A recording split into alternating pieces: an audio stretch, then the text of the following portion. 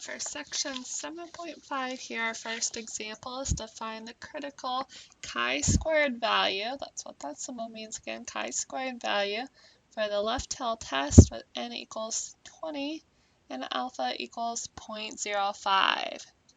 So first of all here, if we're talking about a left tail test, you can kind of sketch in your region. That means we're talking about just a single end, so that means this entire area on this left-hand side needs to be that 0.05. And we're looking for that chi-squared critical value, which in this case there's only one critical value, so we can signify that as chi-squared sub 0 to represent it's a critical value. So if we have 0.05 on the left side of that, that means that there's 0.95 to the right-hand side. And remember, for your chi-square distribution, unlike the normal distribution, it only gives the areas to the right of the value. Which it also shows at the top of that chi-square distribution table, which is table 6 in the back of your book. So if we're looking this one up here, we have to look at that 0.95, which once again was doing that 1 minus 0.05 to get that 0.95, because underneath the entire curve needs to be a total of 1, an area of 1. And for the degrees of freedom, so df stands for degrees of freedom, is equal to your sample size, which is 20 here, sample size minus 1. So your sample size, remember, is your n, so n minus 1, which gives you 19 for your degrees of freedom. So to look up this chi-squared value, this critical value for our chi-squared, we're going to have to go over on the top, over to the 0.95 column, and then go down to 19, and then see where those two intersect. For this particular case, whenever you look at where those intersect, it intersects at 10.117. So then that would be your critical value there. For the second one here, we're applying that information to our hypothesis test. So the chi-square distribution, remember from chapter 6 here, we use that whenever we're dealing with standard deviations or variances. So in this one, we have a manufacturer claims that the standard deviation of their 15-pound weights is 0.5 pounds. We have a random sample of 20 of these 15-pound weights is selected, and it is found that the standard deviation is 0.75 pounds. We want to test the manufacturer's claim at alpha equals 0.05 and state the interpretation here. So here, once again, we start out with the null and the alternative hypothesis. And here we're dealing with standard deviations here. So our symbol for our population standard deviation, again, is this symbol. It looks kind of like a cursive O.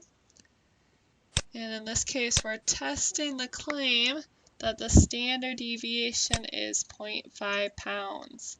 So is means equals. Equals would be the null hypothesis. So anything that has an equal to part is the null. So that means this is the claim here. And then remember, these always have to be opposites of each other between the null and alternative hypothesis. So this one has to be not equal to then. And like always, our alternative hypothesis tells us what type of test we have. Since it's a not equal to case, that means we're dealing with a two-tail test. So then we can go through and sketch kind of like we did for our last one, what our rejection regions would look like in this case. In this case, we're going to have two of them because it's a two-tail test rather than one like example 1 had.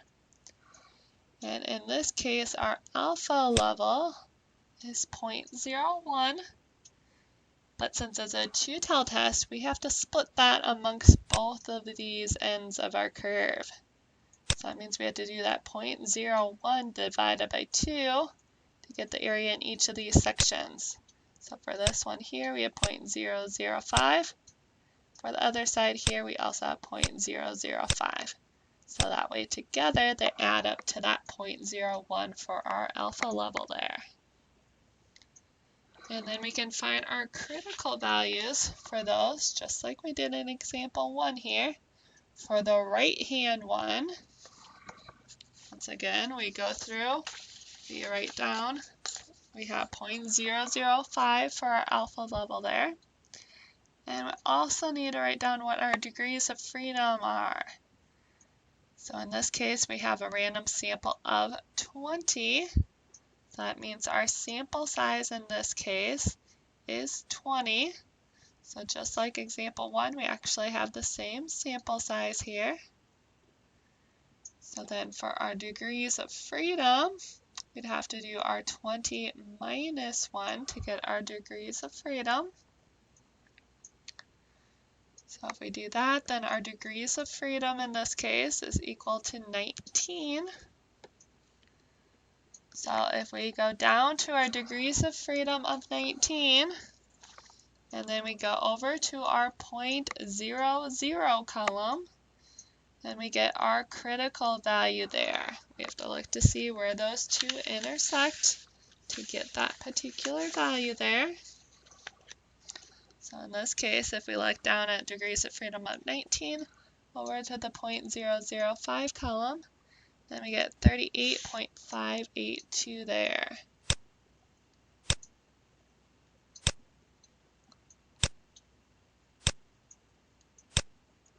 Once again, that table gives you values whenever the area is to the right of it, so that is for our chi-squared r value. Once again, that was for degrees of freedom of 20 minus 1, our n minus 1, our sample size minus 1, which gave us our degrees of freedom of 19. Similarly to example 1, for this left side, we're going to have to do 1 minus that 0.005 here.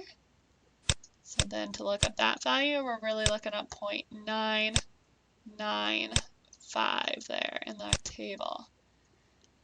So you go to the 0.995 column and then go down to your degrees of freedom of 19. So then for that one, we get 6.844. Once again, that's the chi-squared L value. Since it's the one on the left side, it's the smaller value.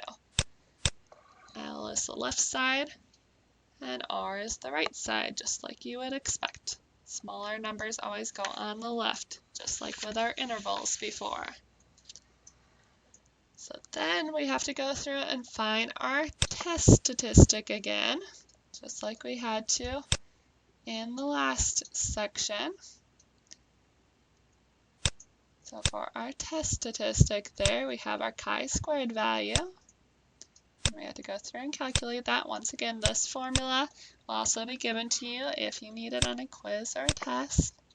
Just need to know how to use it.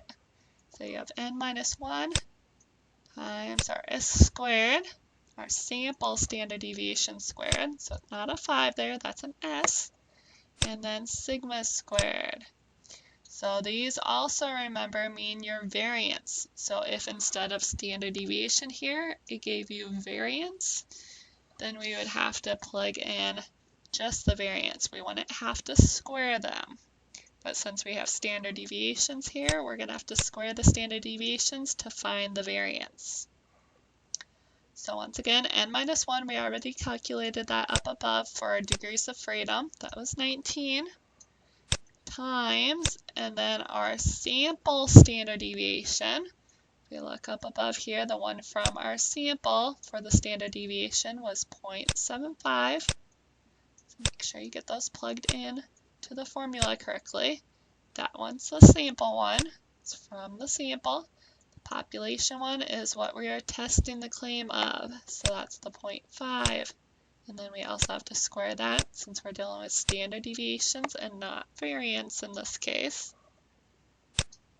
So then here we get about 42.75 approximately there.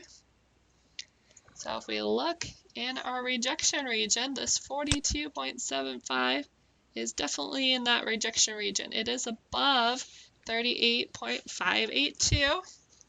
So what that means in this case is that we reject the null hypothesis, because remember, if our critical value, our test statistic, falls above our critical value, or below, depending on what type of test you're dealing with, it's in the rejection region. That means you reject the null hypothesis. So it's always the null hypothesis that you're either rejecting or failing to reject. In this case, we reject it because it is in that rejection region. 42.75 is above 38.582. And then, like normal, we need to state our interpretation. So in this case, we'd say that we reject. And then you always state it in terms of the claim. So in this case, we reject the claim because the claim was also the null hypothesis in this case. So we reject the claim that our population standard deviation here is equal to 0.5 in favor of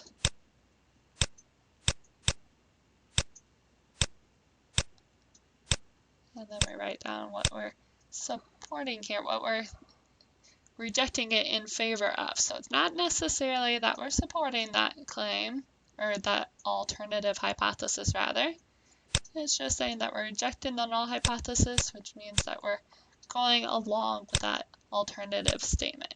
It may or may not actually be true. That's what our sample in this case suggests.